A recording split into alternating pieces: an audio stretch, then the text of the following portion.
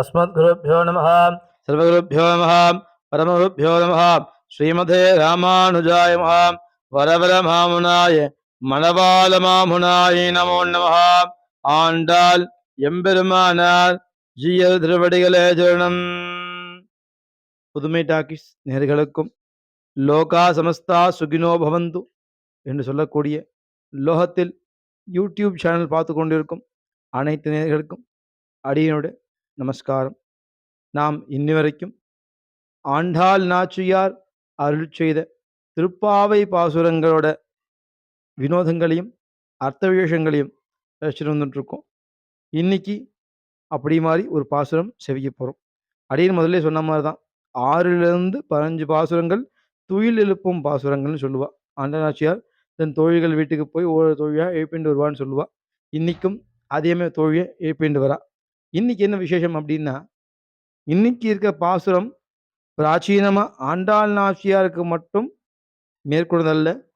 இன்னொன்று ஒரு ஆச்சாரிய சுவாமிக்கும் இந்த பாசுரம் அவரோட வாழ்க்கை நெறிமுறையவே மாற்றிடுது. அப்பேற்பட்ட பெருமையான பாசுரம். இப்போ பாசுரம் பார்க்கலாம். அதுக்கப்புறமா யார் அந்த ஆச்சாரியர், அந்த அர்த்த விசேஷங்கள் என்ன அப்படின்னு அடியேன் சம்பூர்ணமாக சொல்கிறேன், கேட்டுங்க. உங்கள் புழக்கடை தோட்டத்தின் நபாவியுள் செங்கருநீர் வாய் நெகிழ்ந்து ஆம்பல் கூம்பினகான் செங்கல் பொடிகூரை வெண்பல் தவத்தவர் தங்கள் கோயில் சங்கிட போதார். பிராச்சீனம். இந்த வார்த்தைகள் நாளும் ஒரே சர்க்கம். அதுக்கு அடுத்த சர்க்கம் பார்க்கலாம். அதுக்கு அடுத்தது செங்கல் பொடி வாய், அந்த வார்த்தைக்கு முடிச்சுட்டு பிராச்சீனத்தில் அடுத்தது நம்ம பார்க்குறோம். இப்போ அத்தியதா பிரம்மா, அதாவது முதல்ல இது வரைக்கும் நம்ம அர்த்தம் பார்த்துருவோம். அதுக்கு அடுத்த அர்த்தம் நான் சொல்கிறேன், சரிங்களா? ஃபஸ்ட்டு உங்கள் புழக்கடை தோட்டத்து அவாவியுள் அப்படின்னு சொல்லி, அதுக்கு அடுத்தது செங்கல் பொடி வாயின்னு சொல்லி, அதுக்கு அடுத்தது அவா கோயிலில் ஆச்சாரிய சுவாமி சங்குத போகிறான்னு சொல்லிட்டு முடிக்கிறான், சரிங்களா? முதல்ல உங்கள் தோட்டத்து அவாவியுள் அப்படின்னு ஆண்டாள் நாச்சியார் சொல்லக்கூடிய பாசுரத்தில் அவா தோழியோட வீட்டின் பின்பகுதியில் இருக்கிற தோட்டத்தின் பகுதியில், அந்த தோட்டத்தின் அவாவியுள் அப்படின்னு என்னத்தம்னா ஒரு நீர் தடாகம்னு அர்த்தம். அந்த நீர் தடாகத்துல செங்கல் நீர் அப்படின்னு சொன்னோம்னா செழுமையான நீருடைய நீர் தடாகம்னு அர்த்தம். அந்த நீர் தடாகத்துல ஆம்பல் புண்ணு ஒரு பூ இருக்கு.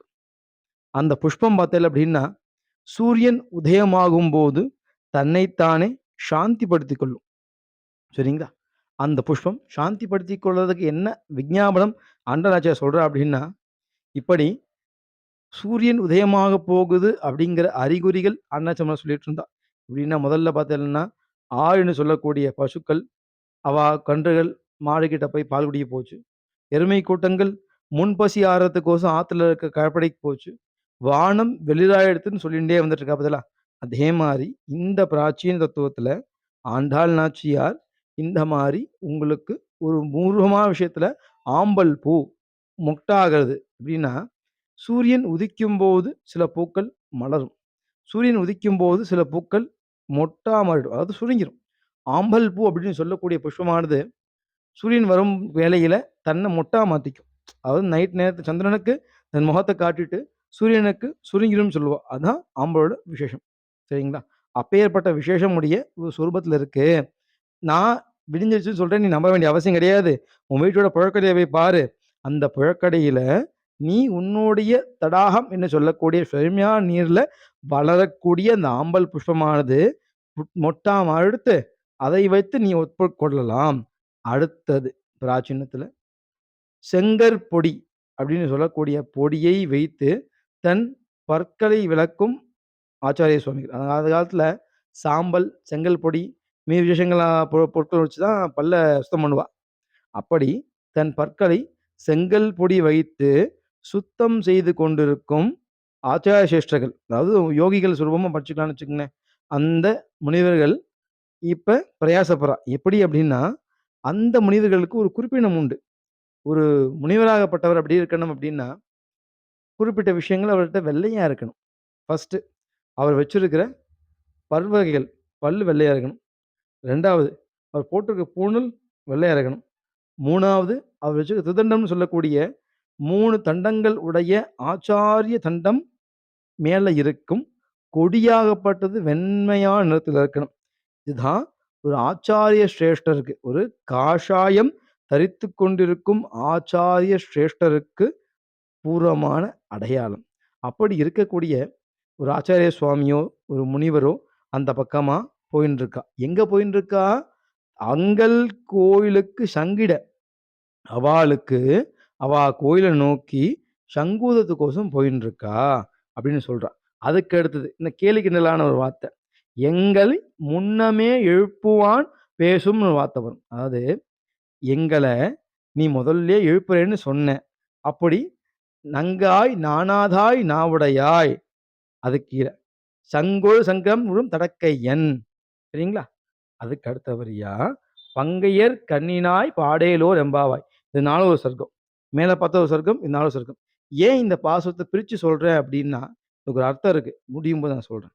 ஏன்னா நான் ஆச்சாரிய சுவாமின்னு சொல்லியிருக்கேன். அந்த ஆச்சாரிய சுவாமிக்கு இந்த பாசுரத்தை வைத்து தான் அவர பத்தி எல்லாருக்குமே தெரிஞ்சது. நெறைய பேருக்கு தெரியாது. இந்த பாசுரம், இந்த 14வது திருப்பாவையில பாசுரத்த வச்சு தான் அந்த ஆச்சாரிய சுவாமி தன்னுடைய வித்வத்த நிரூபிச்சார். சரிங்களா? அது கடைசியா சொல்றேன். கேட்டுக்கோங்க. அடுத்தது அடுத்தது.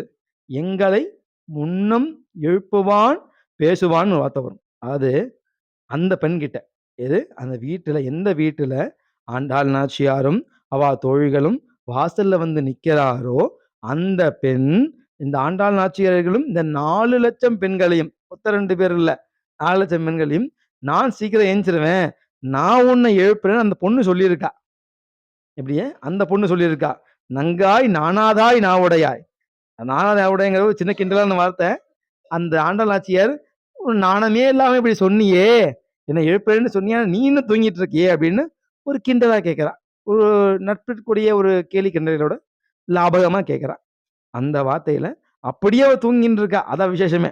சரிங்களா? அப்படியும் அரை தூக்கத்துல, அங்கலாய்ப்புல அந்த பொண்ணு இருக்கா.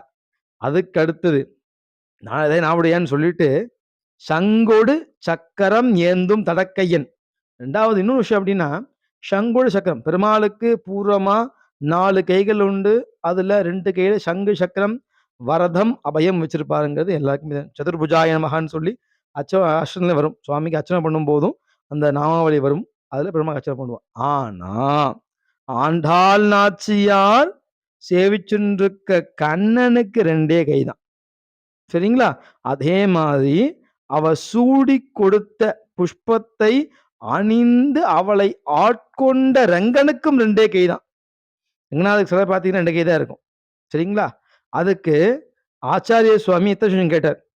எப்படி இத இந்த பாசுரத்த பார்த்ததுக்கு அப்புறமா நிகமாந்த தேசிகர் இருக்கார்ல, அவர் ஆச்சாரிய அர்த்த விசேஷங்கள்ல சொல்றார். எப்படி சொல்றார் அப்படின்னா, "சங்கோட சக்கரம் இருந்தது ஆனா 2 கை தான் இருக்கு. எப்படி இந்த அர்த்தம் வருது?" அப்படின்னு கேட்கும்போது, பெருமாளுக்கு சங்க, சக்கர ரேகைகள் உண்டாம். கையில ரேகை போட்டுருவா பார்த்தீங்களா? அந்த ரேகை மாரியே பெருமாளுக்கு கையிலயும், தன்னுடைய திருப்பாதங்கள்லயும் சங்கு, சக்கர ரேகைகள் உண்டு. அந்த பஞ்சாயத சொத்துன்னு சொல்லுவா. அந்த 5 ஆயுதங்களும் ரேகையும் இருக்கும். அதே மாரி சங்கு, சக்கர ரேகைகளும் பூர்வமா இருக்கும். அதே மாதிரி மனிதர்கள்ல பிரசித்தமா இருக்கிற மனு போன்ற அரசர்களுக்கும் அந்த சங்கு சக்கரைகள் அவ கைகள்ல இருந்தது. கால்கள் கிடையாது. கைகள்ல இருந்து. ஏன்னா, பெருமாளைகள் கையில இருக்கிறதே பெரிய விஷயம். சரிங்களா? அப்படி போன்ற விசேஷமான அரசர்களுக்கு இந்த ரேகை கையில இருந்தது. அதான் "சங்கோல் சக்கரமேந்தும் தடக்கையன்" அப்படின்னு ஒரு வார்த்தை. ரெங்கநாதருக்கும் 2டே கை தான் இருக்கும். அந்த சுவாமிக்கும் தன் திருப்பாதத்திலும், தன் திருக்கரங்கள்லயும் அந்த ரேகைகள் இருந்ததாக பிராச்சீன இதா சொல்லுவா. நிகமாந்த தேசிகரும் அத அப்படியே ஆமா தான், அதுதான்னு சொல்லி பச்சைமா சொல்லிட்டார். அடுத்து பங்கையார் கண்ணினாய், பங்கையர் கண்ணினாய் அது பங்கையர் கண்ணினாய்ங்க என்ன வார்த்தை அப்படின்னா, என்னுடைய பங்காளர்களுக்கு, தோழிகளுக்கு கண்ணினாய் அப்படின்னு சொல்லக்கூடிய கண்ணபிரானை பாடுவதற்காக எழுந்தேலோர் எம்பாவாய்ன்னு சொல்லி அந்த பாசுரத்த முடிக்கிறார். இதான் பெருமாள் ஆண்டாள் நாச்சியார் சொன்ன பாசுரம். இப்ப ஓகே. இந்த பாசுரம் செஞ்சு முடிச்சாச்சு. இப்போ ஒரு ஆச்சாரிய சுவாமிய பத்தி பேசியிருந்தோம். யார் சுவாமின்னு சொல்லி பேசிட்டு இருந்தோம். ஆண்டாள் நாச்சியார் வாழ்ந்த காலத்துக்கு அப்புறமாக அவளுடைய சோதரன் அப்படின்னு சொல்லக்கூடிய பெருமையை உடைய ஒரு ஆச்சாரியர். அவர் நமக்கு தெரிஞ்ச ராமானுஜாச்சாரியன்னு ராமானுஜர். அந்த ஆச்சாரிய சுவாமி தான் நிறைய இடங்கள்ல ஆண்டாள் நாச்சியோட பாசுரங்களையும் அவரோட ஆசைகளையும் மேற்கோள் காட்டி மேற்கோள் காட்டி மேற்கோள் காட்டி நிறைய விசேஷங்கள் சொல்லியிருக்கார். அப்படி அவர் திருப்புட்குழி பாடசாலையில யாதவ பிரகாஷர் அப்படின்னு சொல்லக்கூடிய ஒரு ஆச்சாரியர்கிட்ட படிக்கும்போது அவர் எப்படின்னா ஒரு லெசன் எதையுமே கேப் விடாம ரெகுலரா வந்துருவார். ஆத்துல இருந்து வந்துருவார், பாடசாலை தங்கி படிப்பார். என்னைக்குமே எதுக்குமே லீவே போட மாட்டார். ஆனா ஒரு குறிப்பிட்ட நாள் ஒரு குறிப்பிட்ட சர்க்கம் எடுக்கும்போது அவர் சில சூழ்நிலைகளால வேற இடத்துல பிரயாணப்பட வேண்டிய சூழ்நிலை அமைஞ்சது. அதனால அன்னைக்கு ஒரு நாள் மட்டும் அவர் அங்க கிளாஸ்க்கே வரல. அடுத்த நாள் 2வது வாணி சேவை, வப்பு சேவைன்னு சொல்லுவார். 2 சேவைகள் இருக்கும் ஆச்சாரிய சுவாமிக்கு சேவா. வாணி அப்படின்னா உடலா சேவை. வப்புன்னா வித்யா வித்ததுக்காக சுவாமிக்கு புக் எழுதி தர்றது, இந்த ஓலைகள் எழுதி தர்றது, அதான் வப்பு சேவைன்னு சொல்லுவாங்க. வாணின்னா சுவாமி கை கால் அமுத்தி விடுறது, அவர் துணியை துவைக்கிறது, சமைக்கிறது போகலாம் வாணி சேவை. சரிங்களா? அந்த சேவையில சுவாமியிடம் ஈடுபட்டிருக்கும்போது ஒரு நாள் சுவாமிக்கு கைகால் அமுத்தி அவர் தேக ரோகங்களை நீக்கி கொண்டிருக்கும்போது அப்ப ராமானுஜர் திருப்புட்குழி யாதவ பிரகாசர் கைகால் அமுத்திட்டு இருக்கார். ராமானுஜாச்சாரியர் ஆதிசேஷனோட மருத அவதாரம் அவர் அமுத்தி விட்டுட்டு இருக்கார். அப்படி இருக்கிற ஒரு சூழ்நிலையில அப்ப யாதவ பிரகாசர்கிட்ட அவரோட சீடன் வந்து ஒரு விளக்கம் கேட்கிறார். என்ன அப்படின்னா நம்ம சாந்தோக்கிய உபநிஷத்துல ஒரு வாக்கியம் வரும். நாராயணோ நேத்ரஹா இதந்தரே கபிஸ்த புஷ்ப நேத்திரம் வபுஹு அப்படின்னு ஒரு வார்த்தை வரும். அதாவது என்னன்னா நாராயண திருக்கண்களை பத்தி சொல்லக்கூடிய வார்த்தை அது. அப்ப யாதவ பிரகாஷ்கிட்ட இந்த வார்த்தையை கேட்கும்போது யாதவ பிரகாஷ் என்ன சொல்றாரு அப்படின்னா நன்னு சாப்பிட்டு எப்படின்னா மரங்கள்ல நல்லா கனிந்து ருசி மிகுந்த பழங்களை சாப்பிட்டு கொழுத்து போன ஒரு குரங்கின் பின்பகுதி எப்படி செவந்திருக்குமோ அந்த மாதிரி பெருமாளுக்கு செவந்திருக்குன்னு சொல்லிட்டார். எப்படி அர்த்தத்தை மகா அபச்சாரமா சொல்லிட்டார். ஒரு குரங்கின் பிஷ்டபாகத்தை பின்பகுதியையும் பெருமாள் திருநத்தத்தையும் ஒப்பிட்டு சொல்லிவிட்டார். அது ராமாச்சாரியத்துக்கு தாழவே முடியல. தன்னால அந்த ஏத்துக்கவே முடியல. உடனே கைகால் அமுத்திட்டு இருக்கும்போது ராமானுஜர் கண்ணுல இருந்து தண்ணி சுட்டுச்சு. எப்படி இருந்ததுன்னா அந்த தீர்த்தம் ஒவ்வொன்றும் கண்ணிலே தண்ணி ஒவ்வொன்றும் அக்னி குழம்பு மாதிரி இருந்துதான். யாதவ பிரகாஷ திருமையில அது பட்ட உடனே டக்குன்னு சுட்டுருச்சான். அந்த அளவுக்கு திருமையில தாழ முடியாத ஒரு உஷ்ணத்தோட இருக்க கண்ணீரை வச்சு என்னாச்சு ஏன் நீ தீத்தவில்லைன்னு சொல்லி யாதவ பிரகாசன் யார்கிட்ட ராமானுஜாச்சாரியர்கிட்ட கேட்கிறாராமா. அப்ப ராமானுஜாச்சாரிய சொல்லுவ வார்த்தை என்னன்னா பெருமாளோட திருக்கண்கள் எப்படி இருக்கும்னா பகல்ல பூக்கிற ஒரு தாமரையின் சிகப்பை ஒத்தது பெருமாள் திருக்கண்கள்னு சொல்றான். சரி, ஓகே, ராமர் சொல்லிட்டார். அப்ப யாதவ பிரகாசம் கேட்க திருப்பி எப்படி இந்த வார்த்தை நீ சொன்னீரு? ஏதாவது ஒரு வார்த்தை நம்ம வியாக்கியாதா பண்றோம் அப்படின்னா அதுக்கு ஏதாவது மேற்கோள் இருக்கணும். சும்மா வாய்க்கு அந்த வார்த்தை சொல்லக்கூடாது. ஒரு ஆச்சாரிய சுவாமியோ இல்ல ஒரு பூர்வமோ யாராவது ஒருத்தங்க ஏதாவது சொல்லியிருந்திருக்கணும். அந்த சொன்ன வார்த்தையை வைத்துத்தான் நாம மேற்கோள் காட்டி இதை இவர் சொன்னாரு, சொன்னதுக்கு விசேஷம் எது, இதோட அர்த்தம் எதுன்னு சொல்லி நம்ம உபநிஷத்தை சொல்ல முடியும். சரிங்களா? அப்படி அந்த ஆச்சாரிய சுவாமி யாதவ பிரகாஷர் கேட்கும்போது ராமனுஜர் சொல்றார், இந்த மாதிரி ஆண்டாள் நாச்சியார் தன்னை திருப்பாவை பாசுரங்கள்ல 14வது பாசுரம் எப்படி செங்கழுநீர் வாய் நெகிழ்ந்து ஆம்பல் வாய் கூம்பினகான் அப்படின்னு வார்த்தை சொல்றார். இந்த இடத்துல செங்கழுநீர் வாய் நெகிழ்ந்து அப்படிங்கிற பிராச்சீனத்துல 2 உமை எடுப்பா. செங்கழுநீர் வாய் நெகிழ்ந்து பூர்வத்துல செங்கழுநீர் அப்படிங்கிற வார்த்தையில சேரிலிருந்து வரும் செந்தாமரை அப்படின்னும் ஒரு பிராணம் உண்டு. அது விரிந்தது ஆம்பல் முடியது அப்படின்னு ஒரு பிராச்சீனம் எடுக்கலாம். ஏன்னா இந்த பக்கம் எப்படியும் சூரியன் வந்தா தாமரை விரியத்தான் போகுது, ஆம்பல் மொட்டாகத்தான் போகுது. அப்படிங்கிற பிராச்சீனத்திலையும் அந்த சர்க்கத்துல செங்கழுநீர் வாய் நெகிழ்ந்துங்கிற வார்த்தையில வாய் நெகிழ்ந்து நெகிழ்ச்சின்னு சொல்லணும்னா மலர்ச்சின்னு சொல்லுவா ஒரு பிராச்சீனத்துல. அந்த நெகிழ்ந்து அப்படின்னா செங்கழுநீர் செந்தாமரை வாய் நெகிழ்ந்து ஆம்பல் கூம்பியகான். இந்த ஆம்பல் எப்படின்னா சுருங்கிடுச்சு. அந்த செங்கழனி சொல்லப்பட்ட தாமரை எதனால வாய் நெகிழ்ந்தது? அதுக்கு பின்னாடி பிராச்சீனம் வரும் பாரு. அதுக்கு அடுத்த வார்த்தையில ஒரு பிராச்சீனம் வரும். எப்படின்னா, அந்த முனிவர்கள் சங்குதத்துக்கு கோயிலுக்கு போறான்னு சொல்லி பிராச்சீனம் சொன்னோம் அடுத்த வழியில. அந்த பெருமாள் திருக்கரங்களுக்காக அவர்கள் தன்னுடைய கைங்கரிய சாலைகள் போகும்போது அந்த பூ மலர்ந்தது. எப்படின்னா, தன்னுடைய பக்தர்கள் தங்களை பார்க்க வரத பெருமாள் பார்க்கிறார். பெருமாள் தன் பக்தர்களுக்கு தன் நேத்திர தரிசனம், எப்படிப்பட்ட நேத்திர தரிசனம்? தாமரையின் மென்மை கொத்த சிகப்பான நேத்திர தரிசனத்தை பெருமாள் அருளிச் செய்கிறார். அதுதான் இங்க செங்கருநீர் வாய் நெகிழ்ந்து அப்படின்னு ஊமையை எடுத்து, எப்படி இந்த 3வது லைனுக்கும் பிராச்சீனத்து 5வது லைனுக்கும் ஊமை எடுக்கிறார் பெருமாள். சரிங்களா? யாரு? ராமானுஜாச்சாரியர் திருப்பூர்க்கு யாதவ பிரகாசர். அதாவது யாதவ பிரகாசங்கிறது அப்ப சைவ சித்தாந்தத்துல ஆச்சாரியர்களுக்கு வித்துவத்துல பயங்கரமான வித்து. சதஸ்ல ஏகப்பட்ட ராஜாங்களையும் ராஜ்யங்களையும் ராஜ சபையில் இருக்கும் புலவர்களையும் தோக்கடிச்ச ஒரு பெரிய வித்வான். அப்பேற்பட்ட வித்வானையே ஒரு நிமிஷம் ராமானுஜாச்சாரியர் திக்குமுக்காட வச்சுட்டார். எப்படி?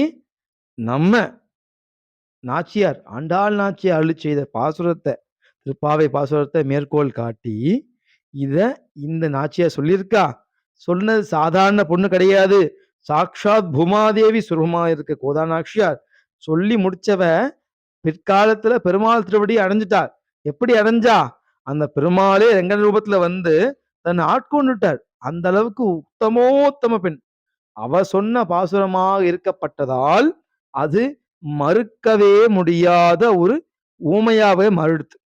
அப்படி அந்த விஷயத்துல யாதவ பிரகாசர ராமானுஜாச்சாரியார் அத்த விசேஷத்துல கொஞ்சம் திருத்தம் செய்ததால் மட்டுமே சொல்ல முடியாது. மீதி அவர் வித்து, அறிவு, போக்குவரத்து எல்லா தேஜஸ் அவருடைய லீலா விபூதி எல்லாத்தையுமே சொல்லிடலாம். ஆனா பொதுவா எல்லாத்துக்குமே அந்த பாடசாலை, வித்வம் அறிந்தவர்கள், நிறைய அர்த்த விசேஷங்கள் ராஜ்ய எல்லாத்துக்கும் தெரிய ஆரம்பிச்சது. இப்படி ஒரு சுவாமி இருக்கார், இந்த பாடசாலையில படிச்சுட்டு இருக்கார், இவருக்கு ஞானோக்தமா இருக்காருன்னு தெரிய ஆரம்பிச்சது இந்த ஒரு வித்வத்துல இருந்தான். இந்த ஒரு கேள்வி பதில் மூலியமா தான் ராமானுஜாச்சாரியரை பத்தி பிரசித்தமாக பெரிய பெரிய ஆட்களுக்கும், பெரிய இடங்களுக்கும், அனைத்து விசேஷங்களுக்கும், ஏன் அந்த யாதவ பிரகாஷருக்குமே இவரோட அறிவோட சுரூபம் அப்பதான் தெரியவே ஆரம்பிச்சது. அப்பேற்பட்ட உன்னதமான பாசுரம். நாம இதை விசேஷிப்போம். நாளைக்கு 15ஆம் நாள் பாசுரம். நாளையோட துயர் பாசுரம் முடியறது. கடைசி பாசுரம் சேவிப்போம். அஸ்மத் குருப்யோ நம சர்வகுருப்யோ நம ஸ்ரீமதே ராமானுஜாய நம பரபரமாமுனாய் நமோ நம ஆண்டாள் எம்பெருமானார் ஜெயர் திரவிடகிலே சரணம்.